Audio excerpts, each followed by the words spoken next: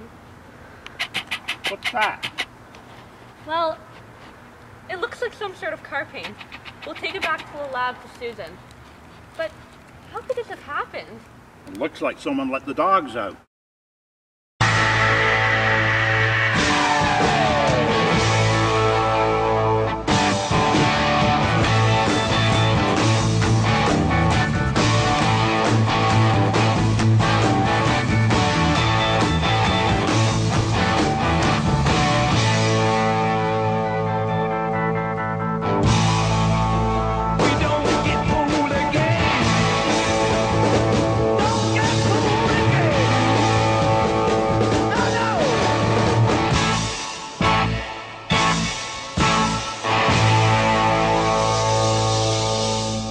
Susan, we found this trace of car paint at the scene. Could you find out what type of car it's from?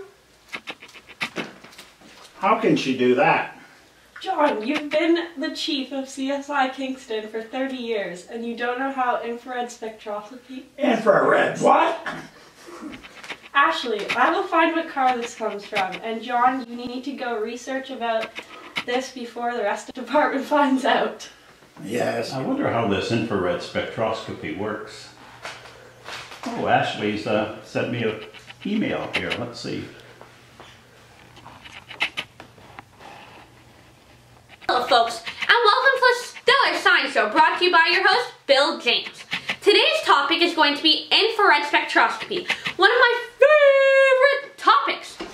So, to start, most of you probably have no clue what infrared spectroscopy is. However, you've probably seen it in action. Have you ever been watching an episode of CSI where they find the sample at the crime scene, then they bring it back to the lab, analyze it, and the machine tells them what it is? Well, that is infrared spectroscopy at work. In previous episodes, the light our eyes can see, or visible light, is a small part of a very broad spectrum of electromagnetic frequencies. On the high side lies ultraviolet light, and on the low energy side lies infrared. Infrared radiation consists of a wide range of frequencies that's invisible to our eyes. Infrared is used all around us, from TV remotes and creating awesome pictures such as this one, and this one, and this one, and this one. Well, you probably get the point. But also in infrared spectroscopy. Infrared spectroscopy works by shining a range of infrared frequencies one at a time through a sample of an organic compound.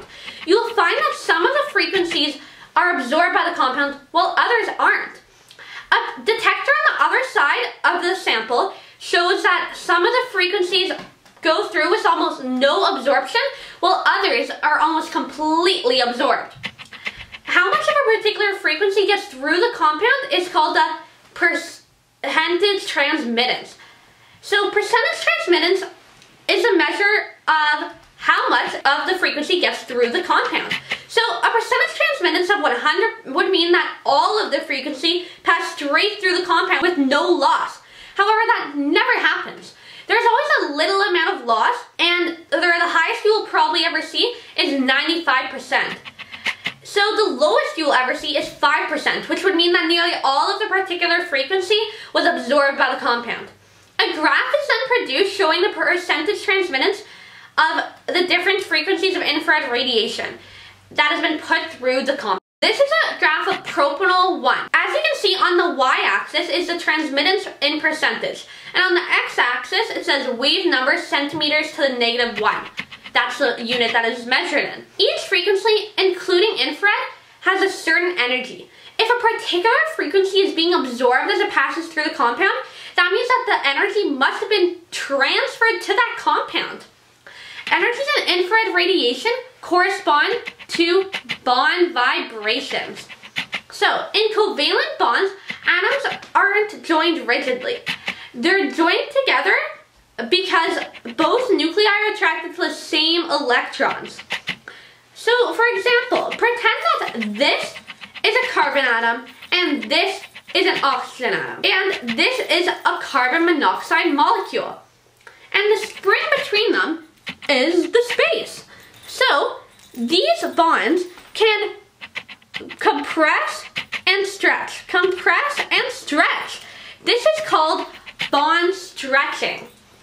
So the energy involved in this vibration depends on things like the mass of the atoms at either end of the bond and the strength of the bond. That means that each different bond will have different energies in the bond vibrations. So bonds are vibrating like this all the time. However, if you shine exactly the right amount of energy at the bond, you can kick it up into a higher state of vibration. That amount of energy needed to kick it up into this higher state is different for each bond.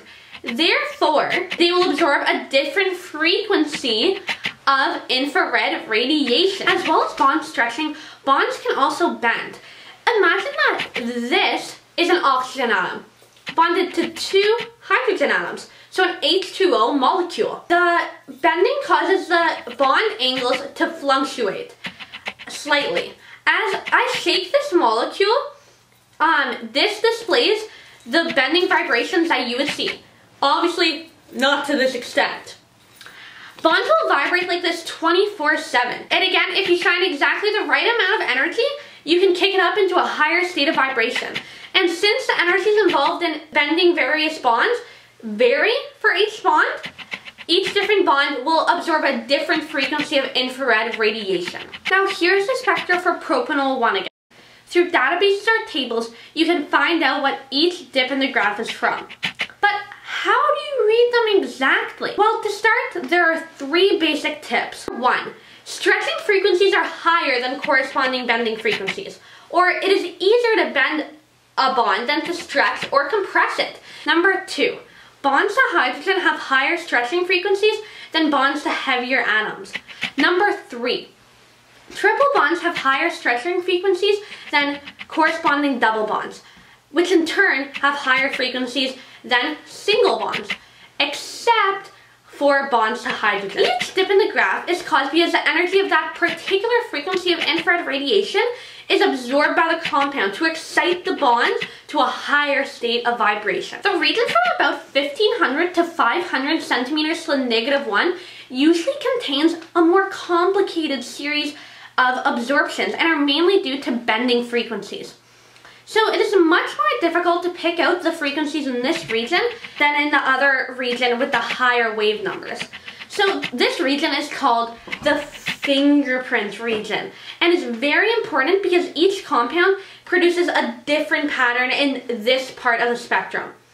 For example, let's look at the 2 infrared spectra for propanol 1 and propanol 2. Propanol 1 is on the left, propanol 2 on the right, and as you can see, they both have the same bonds and very similar dips in the 3000 centimeters to the -1 area.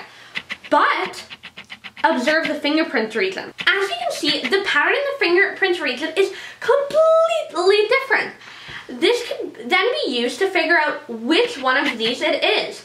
Therefore, to positively identify a compound, use its infrared spectrum to look for specific bond observations, especially in the fingerprint region. You can read the spectrum up to a certain point manually through different tables. However, nowadays it is much more simple to just let a computer analyze the data for us. So now we're at the end of today's lesson. So here's a basic wrap-up. Percentage transmittance identifies how much of a particular frequency gets through the compound, and different frequencies are absorbed by the compound to boost the energy of vibrations in the stretching and bending. Then you can read the spectra by using databases and identifying dips, especially in the fingerprint region.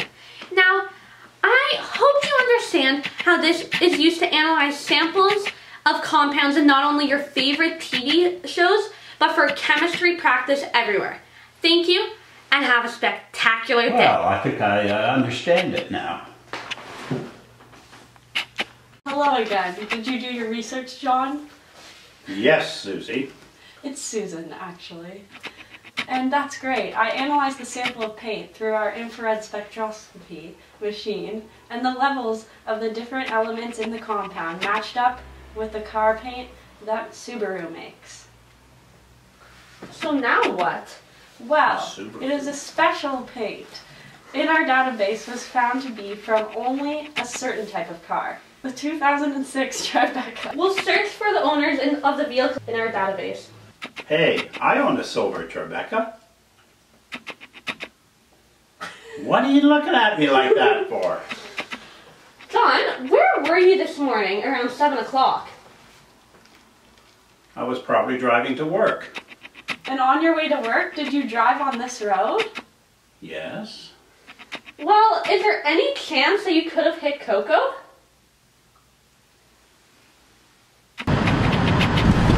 What was that? Well, there was a bump. Oh, you need to be more careful, John. We lost one of our own today, and we're gonna have to take you down to the station for a hit and run. What? For my own dog? Well, I guess that's right. Science never lies.